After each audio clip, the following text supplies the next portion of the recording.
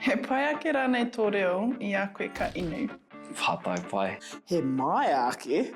Pai aki taku reo, tērā pia kāo. I probably think of panikiritanga as. But, nah.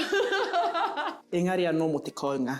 Hoi, confidence? Ai, through the roof. Me paku tipsy anā. Heka mā ka inu, ka reo Māori mo te roanga o te pō, te ata aha rānei, nā reira ai. Ka paku inu ana kua maringi noa mai te reo Māori a rātou. Hara i te tangata inu waipiro I te whānau. Do you know what? I'm gonna steal this answer.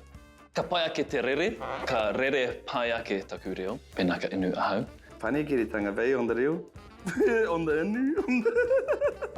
Panikiritanga. E hara I te mea ka āta whakaaro ki ngā āhuatanga o te wete reo. Tētai o ngā taunahua nui I te kōrero I te reo Māori ko te whakamā. Nā, o te waipiro tētai kaipatu I tērā whakamā. Why, I take confidence, Juice, man.